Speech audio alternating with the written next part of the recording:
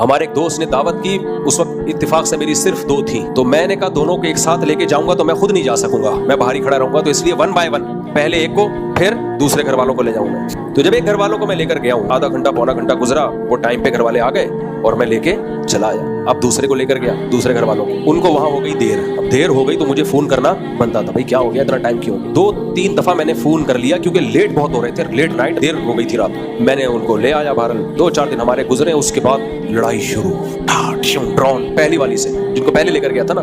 آپ کے دل میں میری کوئی ویلیو نہیں ہے. کیوں ویلیو نہیں ہے؟ میں گھر کا کرایہ دے رہا ہوں, بچوں کی فیسیں دے رہا ہوں, ٹائم دے رہا ہوں, اور ویلیو کسے کہتے ہیں نا.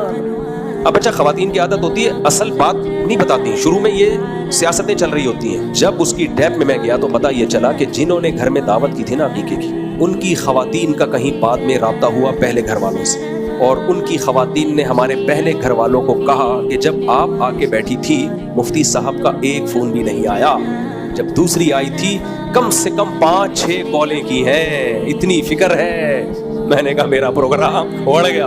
حالانکہ وہ ضرورت کی بنیاد پہ کی تھی, دیر ہو گئی تھی, تو دیر ہوتی تو ان کو 10 کالیں کر لیتا میں. پھر یہ ثابت کرنے کے لیے کہ نہیں بھائی آپ کی ویلیو بہت زیادہ ہے, کتنا خرچہ ہوا میرا, کتنا ٹائم لگا, لیکن پھر بھی وہ بات تھوڑی ہوتی ہے. ایک دفعہ بدگمانی پھیل جائے تو بہت مشکل ہے. مجھے خیال ہوا ہے جن کے گھر گئے تھے ان کو کیا ضرورت تھی بتانے کی کہ اتنی کالیں اور اتنی کالیں اور ایسا ہوا, کیا ضرورت تھی یار.